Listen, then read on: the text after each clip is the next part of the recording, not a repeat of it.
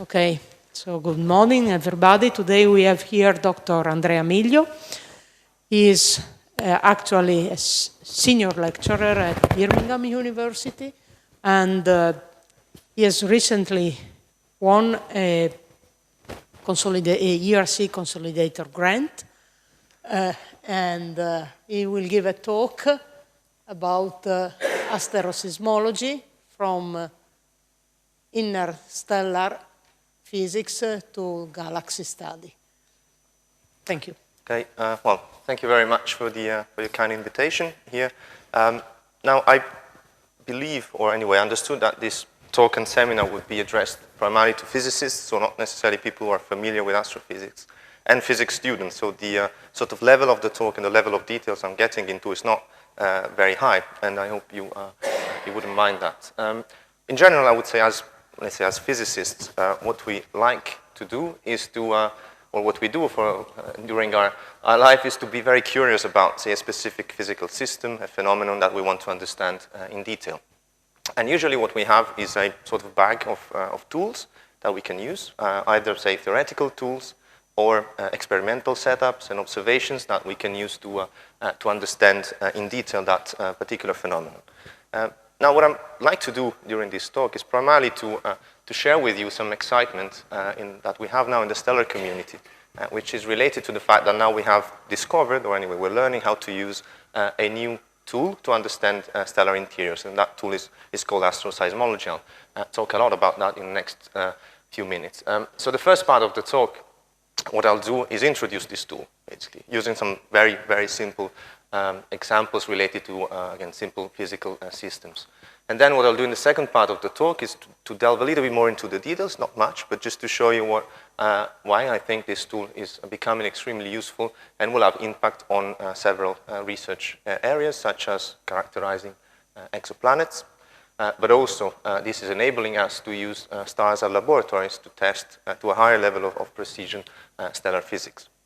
And also, then the last point would be about what I'm going to do in the next few years, and is to make use, again, of this tool, asteroseismology, to characterize stars in the Milky Way and hopefully understand and determine the temporal sequence that led to the formation of the main constituents of our galaxy.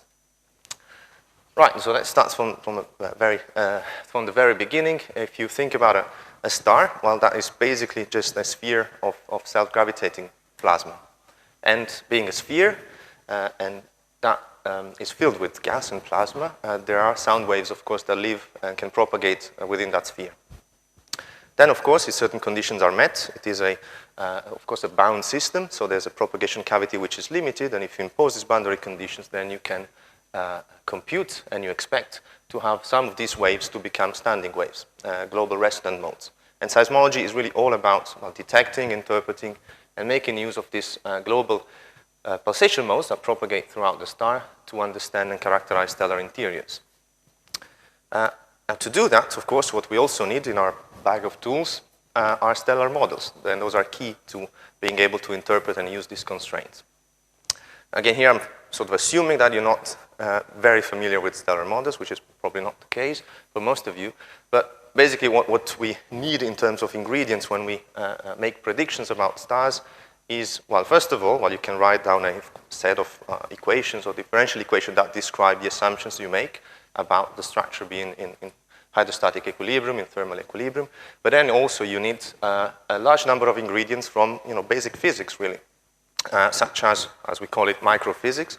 So you need, for instance, to know the nuclear cross-sections to a high precision to be able to make predictions about lifetimes, say, of stars or nucleosynthesis within stars. You also need to know in detail how photons interact with electrons and ions in the plasma to be able to describe how the energy or how radiation is transported throughout the star. And other examples relate, on the other end, to what we call the macrophysics, and that is I would say the description of microscopic motions that are able to transport chemical elements within the stellar interiors, but also to redistribute, for instance, angular momentum in a star. So there's a lot of physics from very small scale up to large macroscopic motions that we put in models. And of course, we also, while we put this physics, we also put all the uncertainties that come with it. And so the idea, what we do, is to make predictions about a given stellar structure. So you have a prediction on how, say, the sound speed is stratified in a stellar interior. Then you take that model, and then you perturb that. So you sort of compute a linear perturbation to that structure. You pinch the star, if you like, and then you can compute this normal or global oscillation frequency. So you have predictions of frequencies that you can then compare with the observations. Of course, what we, in principle and well, in reality, we're doing is the other way around. So we have a set of observed frequencies, and then we want to use them to learn about the interiors, which is a rather more complicated path to follow. Right, so as I promised earlier on, what I'm going to do is start from extremely simple examples on how you could approximate, if you like, a pulsating star. So the the simplest possible analogy you can have is that of a pulsating star seen as a, if you like, as an organ pipe. As simple as that. You have an organ pipe of a given length r. You make assumptions about the sound speed inside that pipe. So you assume that, say, the temperature is uniform and the chemical composition as well. So you have a uniform sound speed of the air within the pipe. And then you can write down your wave equation that describes the pressure perturbation, for instance. And then you assume that you have boundary conditions. In this case, just an example, a closed bottom and an open top to this pipe. And of course, you end up with very simple solutions in terms of the eigenfrequencies, so the frequencies corresponding to the standing waves. And we all know, from year one physics, that what you expect in a case like that is to have frequencies that are basically harmonics. And typically, well, you have a spectrum of frequencies, and if you take I would say the distance in frequency between consecutive overtones, well, that distance, which we call here delta nu, will tell you about the time it takes for a sound wave to propagate from the bottom to the top of the pipe and then back. So already from this, basically, if you were to listen to an organ pipe and measure the frequencies of the overtones, you could already infer the size of the pipe if you make assumptions about the temperature in the room and the chemical composition of air. In stars, of course, things are a little bit more complicated than that, but the comparison or the analogy is not that far-fetched. And as you see here, what I'm plotting is what we call the power spectral density on the y-axis against frequency for data that come from observing our own sun. So these are data collected by a network of telescopes that we run in Birmingham. And what you see there is the significant power at the resonant frequencies of the sun. And as you can see directly from a simple plot like that, is that the spectrum is similar to having a harmonic spectrum there. And the reason for that, the separation between some of these modes is very tightly related to that separation I introduced earlier on.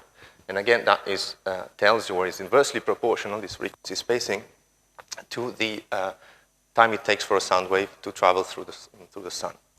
And you can show that this is also related to the mean density, so the square root of the mean density of the sun. So already from an analogy like that, you can understand why having these frequencies is interesting. So what I'm going to do, again, continuing on this sort of very simple approach, is to take a step back and just think a little bit about what kind of information you can get on the properties of a gas within the propagation cavity in a very general way. So what would this frequency spectrum depend on in general for any source of sound? Well, first of all, of course, that will depend on the geometry of the resonant cavity. You'll have different patterns of standing waves. Then the size, of course, will change the pitch, if you like, of the frequencies. Then you can come up with cases that are a little bit more complicated. So instead of having just one simple propagation cavity, you may have multiple propagation cavity within the same system or instrument, if you like. And you may have coupling between these cavities.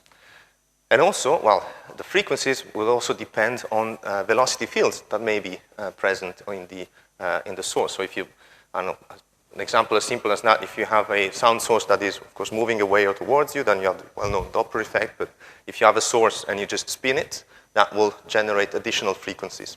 And also another property that will determine the spectrum is that, of course, if you have the sound speed which is stratified, and is not uniform, then the frequency spectrum will also be affected by that. And what I'm going to do is just go through some of these examples, but again, I get into things that are relevant, I would say, for the stars.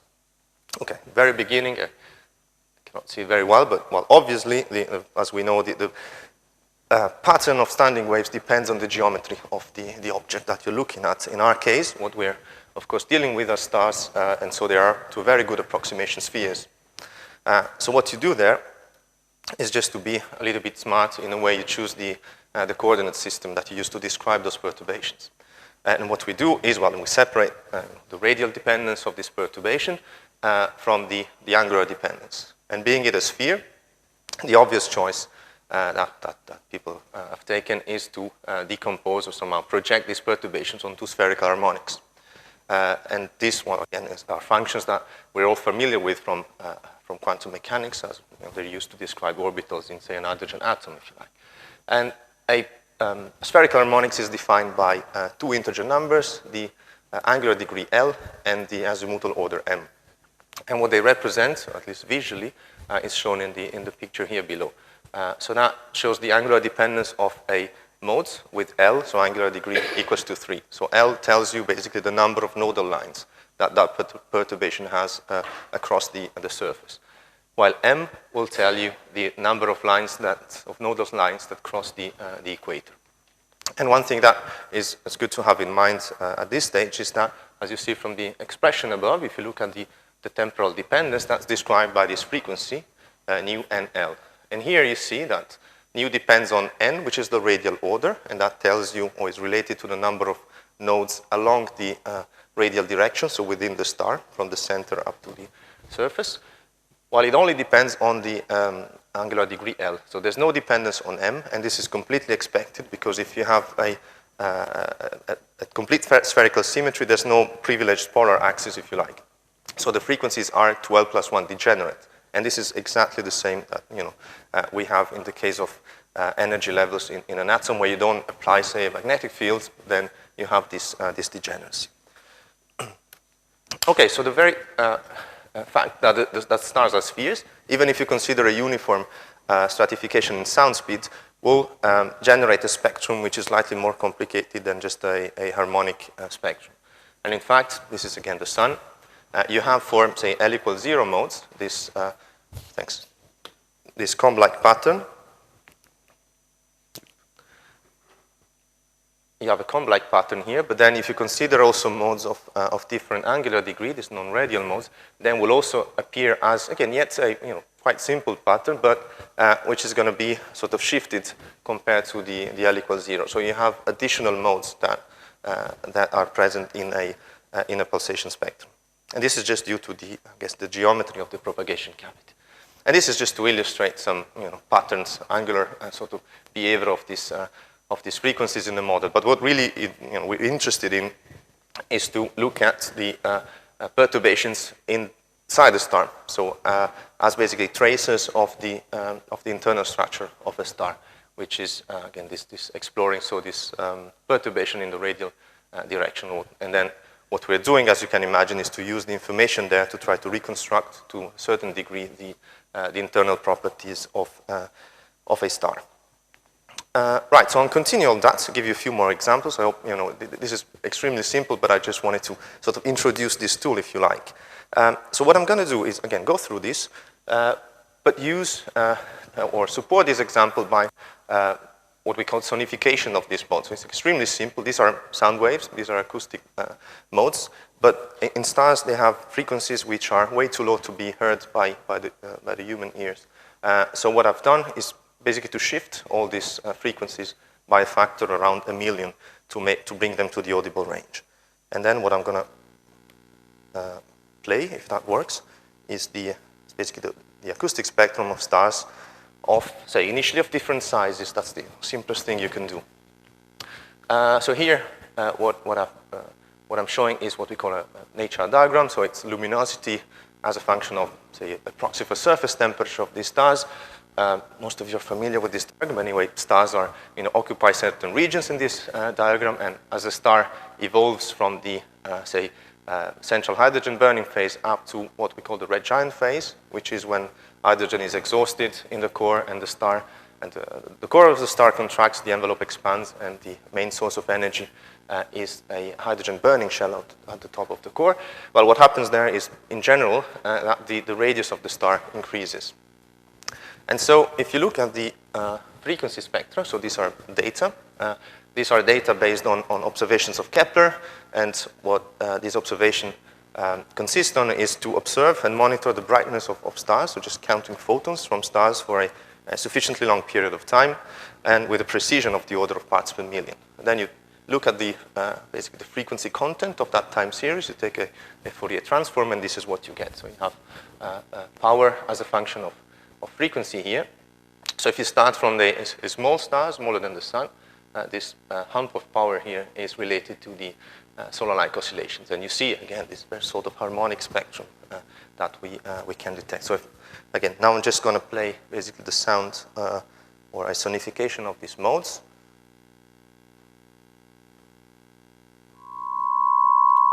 This is a small star, of course, so the pitch is relatively high. Then what happens as a star evolves is, as simple as that. You increase the propagation cavity, and this means that the acoustic travel time will increase, and the frequency, the typical frequencies will be reduced. And you can play that game and also look at stars on the red giant branch, which are these yellowish or red stars here. And of course, the pitch will continue to decrease. And this is, to some extent very, very obvious, but it's very interesting, because if you can play this game and observe and have this sort of high quality data for tens of thousands of stars, you can look at their radii distribution, but also you can use this radii to determine distances. But there's much more information, of course, than just the radius. Another stellar property, or global property, that affects these frequencies is mass. And mass plays a very important role for stars that are in this red giant evolutionary phase. The main reason for that is that the evolutionary timescale of stars in this phase are quite short, and so the age that these stars have is primarily determined by how much time they've spent on what we call the main sequence, or the core hydrogen burning phase. And in its turn, the duration or the lifetime on the main sequence is a very, very strong function of mass, of the initial mass of a star. So basically, if you can measure the mass to very high precision for these evolved objects, you have a way of measuring or inferring the age with very high precision. And this is a very important, I would say, result, and that I'll discuss also a little bit later on. So here, let me come to another example. What we're looking at here are color magnitude diagrams of clusters. So you have magnitude here is a proxy for luminosity again, and the color is just a proxy for the surface temperature. So we're interested in stars that are along this branch, which is the red giant branch. So in all the stars with colored points, we have detected oscillations. And what you would expect from stars in the cluster is that they were born at the same time, so they supposedly have the same age, and they were born from the cloud with the same initial chemical composition. So you'd expect that stars along this branch have the same mass, but the mass that depends on their age, basically. So now what I'll do is just to take a star per cluster and deliberately choosing stars that have the same radius within the cluster. So this is the oscillation frequencies of a star belonging to this very old cluster, NGC 6791, and the mass of stars on the RGB is around 1 solar masses. Now, if you consider stars that are in a younger cluster, their mass in that phase is going to be larger. And so the frequencies are going to be higher, just because, at least as a first approximation, that separation that we've talked about scales as the mean, the square root of the mean density. So again, it's extremely simple, but you have a way of inferring the mass of the star, which otherwise would be very difficult to get to any levels of useful precision, I would say. And this one, another example, an even younger cluster, and you can hear the pitch of the sounds increasing. This is an example, but again, you can take it a little bit further, and this is what I found quite fun. At least I know fun is a very personal thing. But what we've done here is to look in much more detail at one cluster observed by Kepler. So we have these stars in which we detect oscillations. And as I said before, and this was work done primarily by Rasmus Hanberg and Carsten Brogard, who were postdocs in Birmingham. So you expect, the mass of stars along this branch to be basically the same, because these are stars with the same age. Now, this is something you can assume. You can look at, again, a magnitude color diagram, compare with theoretical expectations, and you say, yeah, they all sort of fit what you expect. So they basically have the same mass. But if you can observe them and perform seismology, then you can actually verify that. So you look at a few stars around here, and most of them will show the expected frequency spectrum. So they all have the same pitch, if you like. But you also detect some stars that deviate from this pattern. And these are stars that have masses which are either much larger than what they should have or much smaller. There's not many, but there's basically a handful in each of the clusters we've analyzed.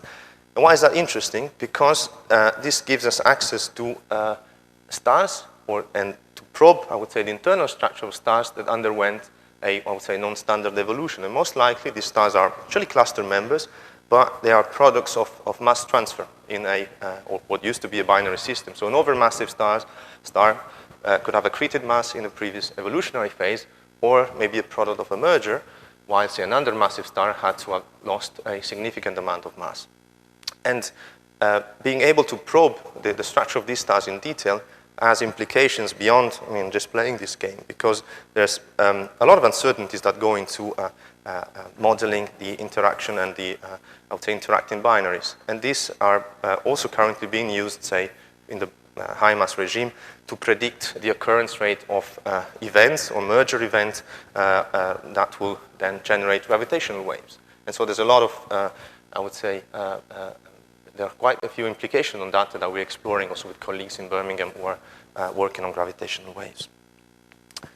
Right, okay, let me continue on that. Initially, I've been only talking about acoustic modes. In reality, in stars, you also have other families of modes. And another family of modes is what we call gravity modes. The explanation for this mode is extremely simple.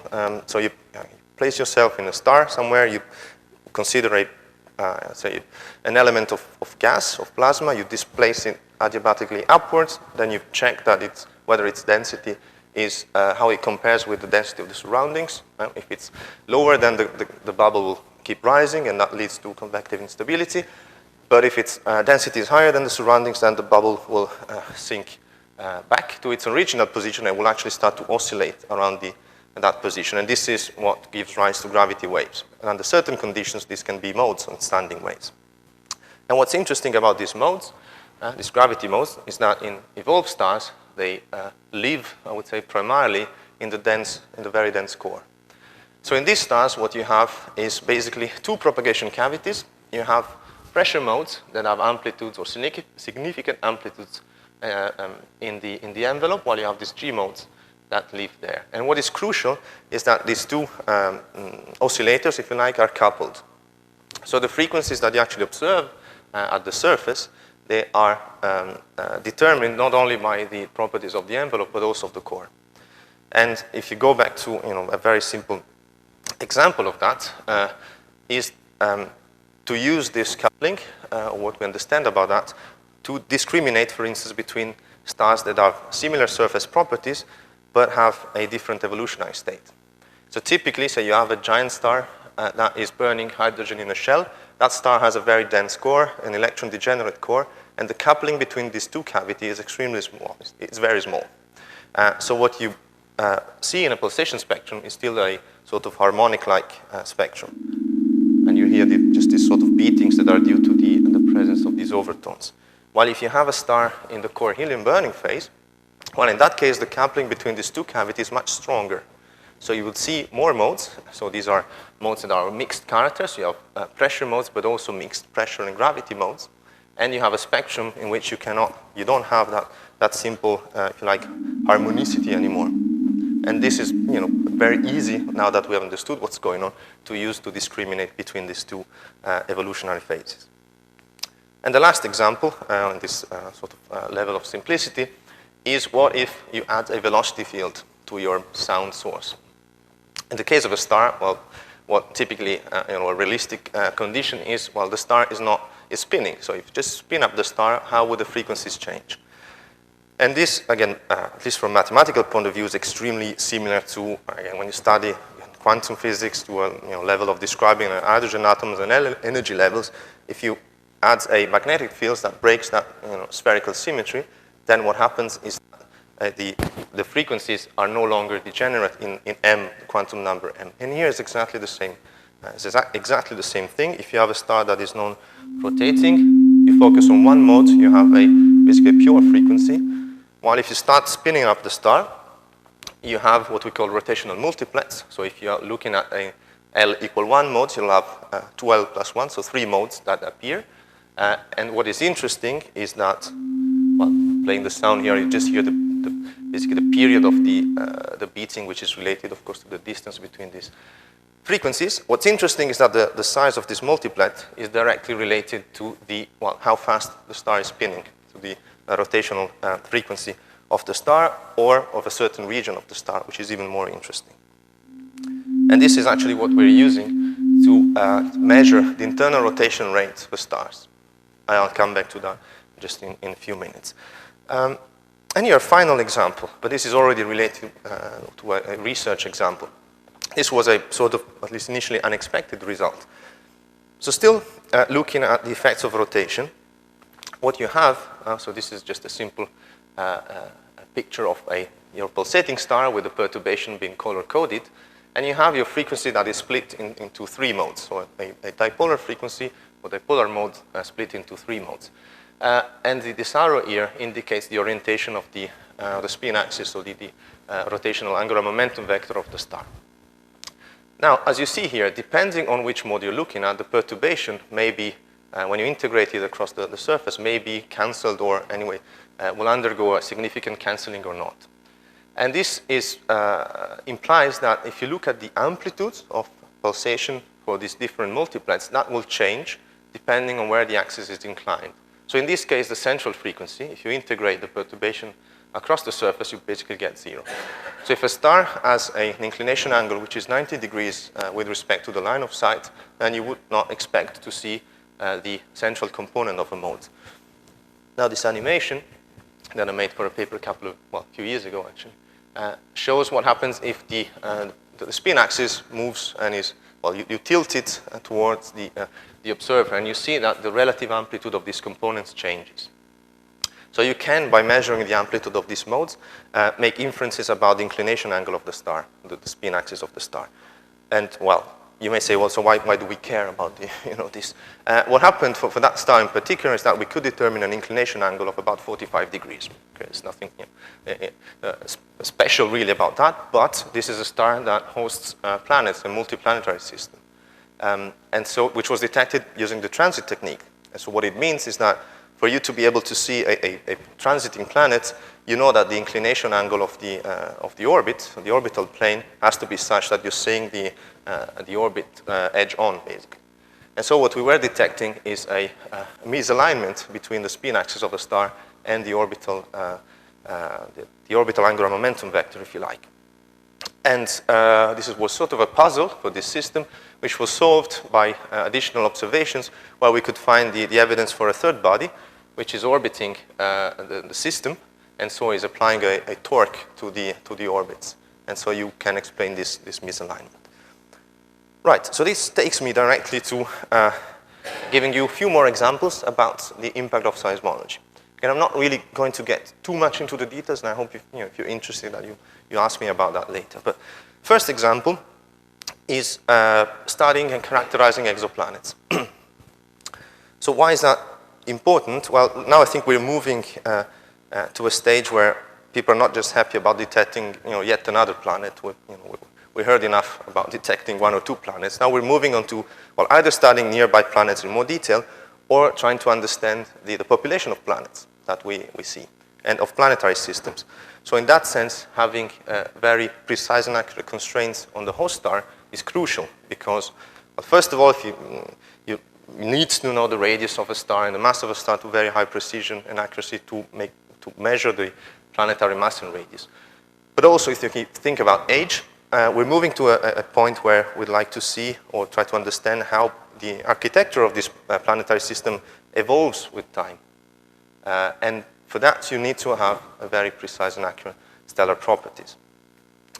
And this is, well, something that's been recognized, I would say, to a point that there's going to be a mission, an ESA mission called Plato, that is going to be dedicated to detecting Earth-like planets and also doing seismology on the host star. Then another impact that seismology is having is that these constraints, they allow us to have very stringent tests of prediction of stellar structure and evolution. So some of the physics we put in the models, it's something we can test using these constraints coupled to, would say classical constraints. As an example, rotation, I already mentioned that. And what we can do is measure the rotational frequency of the core of this evolved star. So remember these stars where you have these gravity modes living in the dense core, the rotational frequency of the core itself. And the result, which was shown, for instance, from this is a paper by Birmingham, is quite surprising because you have a sort of not an increase, I would say, of the rotational frequency of the core with evolution, and also the fact that the rotational frequency itself is quite low compared to the expectation. This is surprising because what happens there is that, well, you have a star whose core is contracting. So if you were to conserve locally angular momentum, then you'd expect the core just to spin up very fast, very quickly. And this is clearly not happening. And this is very instructive because we are now using that to compare with models. And the main conclusion of that at this point is that the models are just not able to explain these observations. So we need an additional process in order to extract angular momentum from this fast spinning core and redistribute that to the envelope of the outer regions. And there's a lot of work which is being done in that direction.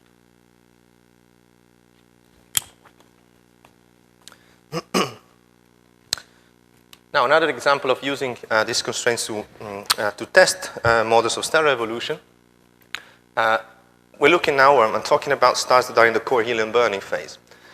And as stars are in a core burning phase, or especially in the core helium burning phase, the star develops a convective core. And there's a long list of uncertainties that relate to defining convective boundaries and mixing processes beyond those boundaries, which affect, say, predictions about stellar ages and the future evolution of stars. Now, this is work that was done by Diego Bostini, who used to be a PhD student in Birmingham, now is here in Padova as a postdoc. And what Diego looked at is what we call a period spacing, which is basically a combination of frequencies or periods of this gravity mode. So it's an indicator of the core properties of a star. And looking at as a function of, in this case, delta nu, for a few clusters. So the only point I want to make here is that you can compare just very precise observations with a set of models where you make, in a parameterized way, different assumptions about the thermal stratification of that core and chemical composition gradients. And you can finally pin down, at least calibrate at this stage, this parameter. And the hope is, of course, that then we'll move on to understanding a little bit better the underlying physics. But it's already quite good that we can make these tests, which are very local inside the star and relate to the very deep layers. Right, so finally, I'm going to get to the topic which I'm most excited about.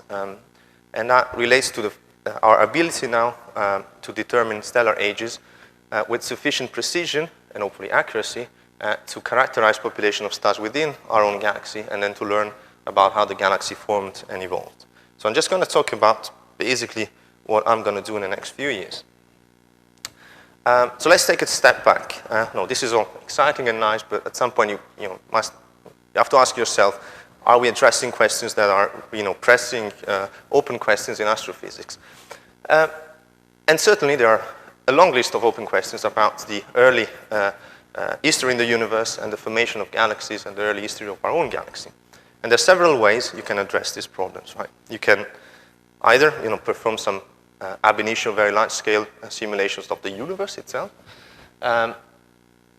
Go and look directly at objects of high redshift, so look at how galaxies were in the early history, but you have a relatively poor resolution in terms of the properties of the stars within those galaxies. Or the complementary approach is that of doing very detailed studies of stars, individual stars in the Milky Way. And this approach is known as galactic archaeology. We basically use stars as fossils and try to reconstruct the assembly history of the galaxy. And this field will actually undergo a revolution in a few months' time. The reason for that, the main reason, is that the Gaia astrometric mission is going to publish its second data release, and that will make available position, parallaxes, so distances, but also proper motions with unprecedented precision and accuracy for millions of stars.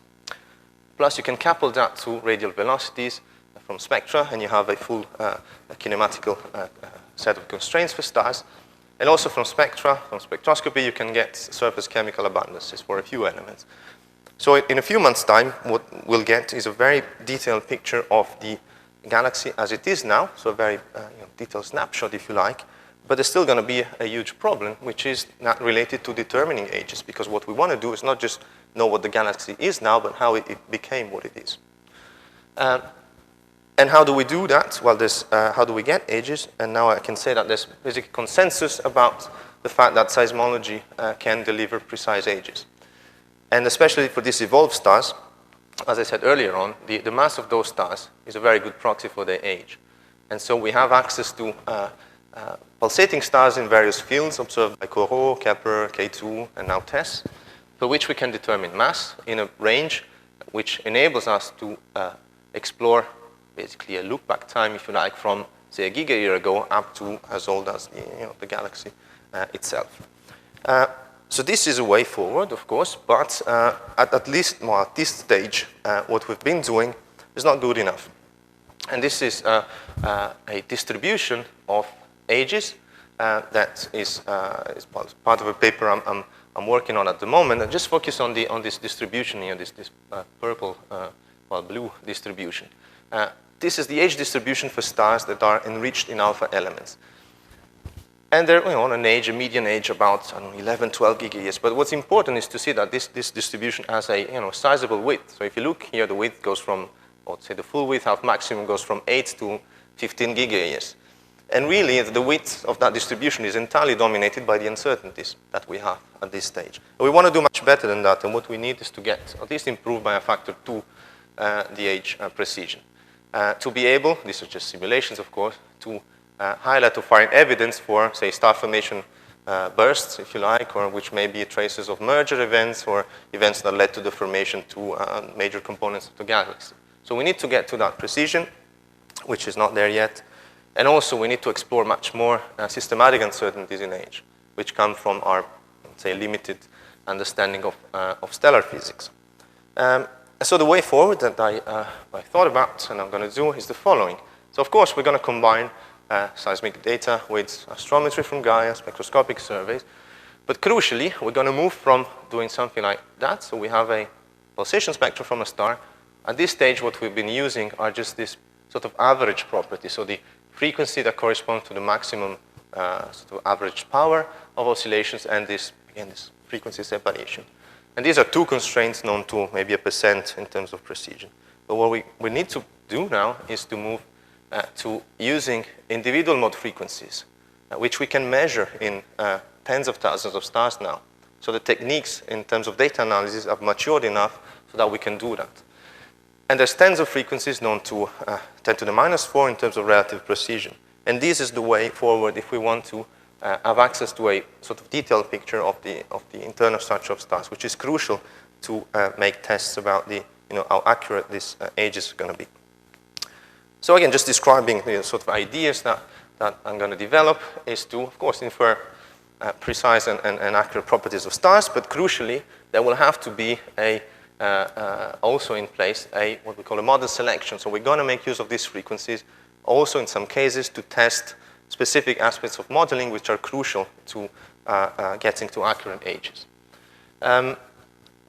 And of course, this has impact which is wider than just the project itself, because then you can improve your models that are going to be used to learn about integrated populations in other galaxies and all. But they will be based on a better understanding of the physics that goes into the models. And of course, we also want to exploit all this and build, combine again these ages and Gaia astrometry and spectroscopy build these maps in different areas of the Milky Way, which are maps not only in chemistry and kinematics, but also in age. So you can look at how population, or the properties of population changed in time, with the aim of being able to measure the efficiency of what we call secular processes. So these are, I would say, sort of transport or mixing processes, not within a star, but within a galaxy. So think about a galaxy as made of particles which are stars. There are processes that transport stars or diffuse stars, so we need to quantify those. And then, of course, the main aim would be to reconstruct this sort of temporal sequence from the very old ages up to now on how the galaxy was formed and evolved. And this is sort of made possible now for several reasons. First of all is that we had this fantastic data on seismology from CoRoT initially, but then Kepler, K2, TESS will be launched in end of March. And also what happened is that the data analysis techniques in the last few years, so the first detection was, say, in 2009 with CoRoT, and you need, again, in terms of observations from Kepler, you need to have time series which are 4 years long to be able to do that. So it takes time to collect the data, but also it took time for people to understand how to extract these frequencies in a sort of automated way. You have tens of thousands of stars, you cannot do it by hand. So these are all ready and available. Gaia is going to deliver parallaxes very soon, in a couple of months' time.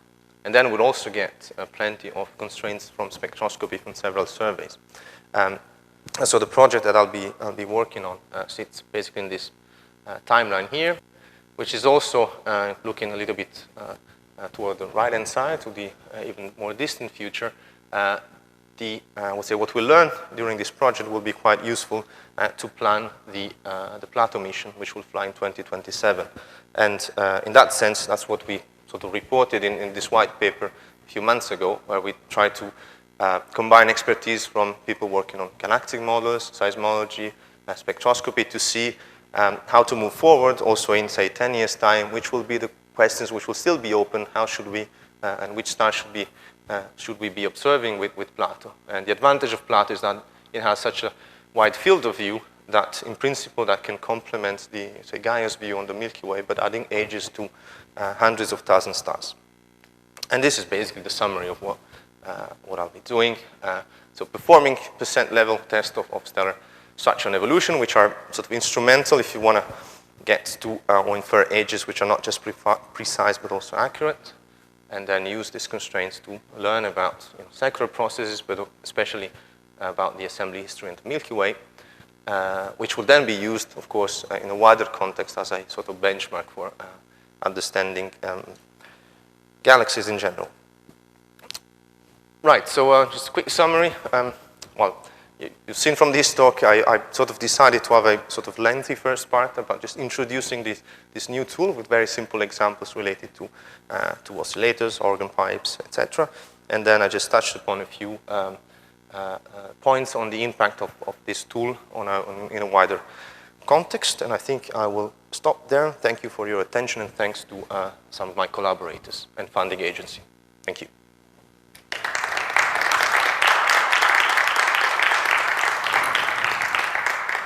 Thank you very much, Andrea. And now, if there are questions, comments, Marco.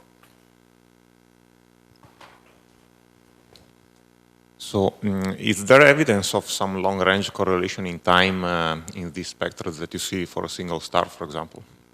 So, in the low-frequency region, I saw something like 1 over frequency or something like that. You mean, yeah, Because you have focused on the regularity, let's say, so but there is also a part of the spectrum. Yes, there's a part of the spectrum which is due to basically granulation. So the basically photometric variability, which is due to convective cells just basically appearing at the surface and then cooling down and dissolving back. And that gives also information about the surface properties of the star. And that is, as you said, is the sort of not noise, because it's not really noise, but it's the sort of increase of power towards the low frequency, which is typical of all the stars I've talked about, because these are stars that are basically cool enough to have this convective, deep convective envelope, which is the very reason why these modes are also exciting, because part of the energy that goes into convection, it also goes into exciting and damping this mode. So you do have this sort of higher power, if you like, a low frequency due to convection itself. So how is the energy flux between the modes? Is it going from, let's say, low frequency to high frequency, or the other way? That, I mean, there's a, I would say, it's not, the excitation of this mode is not something we understand into details. There's a lot of work into understanding at which scale the energy is injected into these modes. And so now there's works based on hydro simulations of these convective regions and trying to understand which are the dominant scales at which the excitation occurs, but also the damping, because these are modes that are not, but they're also damped. They have a finite lifetime, and convection plays a role in both. But there's, I guess there's, yeah, this is ongoing work based primarily now on numerical simulation.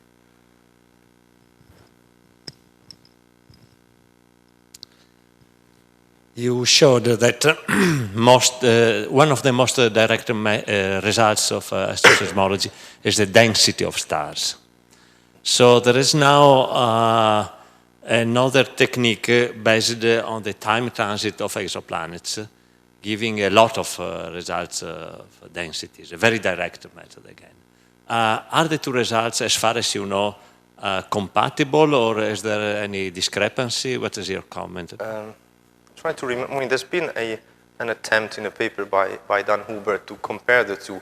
If I remember well, if that's what you're referring to, so getting basically the mean density out of the transits. I think there were, I'm not really a specialist of that, but there was one of the parameters in the, I guess in the transits or in the planetary orbits, which I think was probably eccentricity, which was not known to that high enough precision to enable that comparison. But I guess for some systems where you have that well constrained, that can be done. Of course, you have to have the sort of limitation now, say with Kepler, is that only for few stars in which planets were detected, we could do seismology, because the stars, especially the main sequence stars, are not bright enough to be able to detect these modes. But certainly with, say, with Plato or TESS, it should be possible to compare the mean density from the transit with the one from seismology.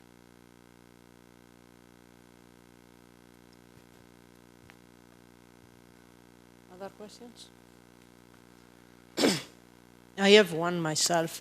When you derive the mass of the stars, all your points at similar size, but you said you find masses which are underestimated and overestimated.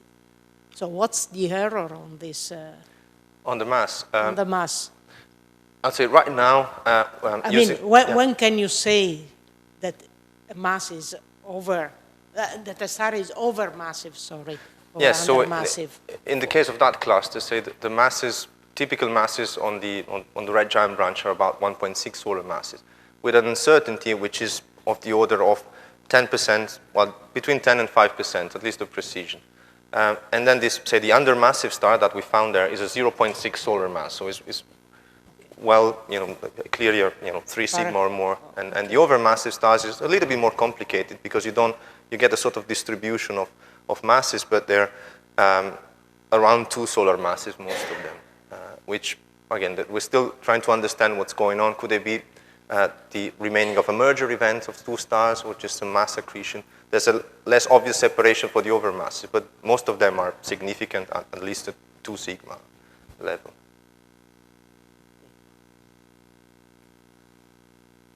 There are no, okay. So at the very beginning of your talk, you said that one of the ingredients which you need for to get results from astroseismology is nuclear cross-sections, and you need to know those with a high precision. So the question is, which precision level do you need on nuclear cross-sections, and if there's any reaction which is particularly poorly known, which you would need to constrain better, some issues with this? Yeah, I would say that is it depends really what you're after. So there are nuclear reactions that are crucial to determining the lifetime of stars. Say hydrogen burning reactions, those are incredibly important for that. There are other reactions which are important not for the age of stars, but to understand nucleosynthesis and then the chemical evolution. So there's I guess a large set of those. There are some, say in the red giant branch, phase like the carbon-12, alpha-gamma, oxygen-16, which is still not known to a sufficiently high precision that has little impact on, I would say, on timescales there of evolution. Yeah, I guess there's plenty, that's the answer. Yeah, I'd be happy maybe to discuss a little bit later and go through some of the examples of the crucial ones. But I would say a few percent, that's what we would like, but not necessarily all the reactions, because with some just don't really play an important role. You usually have this sort of bottleneck reactions, even in hydrogen burning. These are the crucial ones. Some others you might get away with knowing them with 50%, and that's still okay. So not a simple answer, I would say. But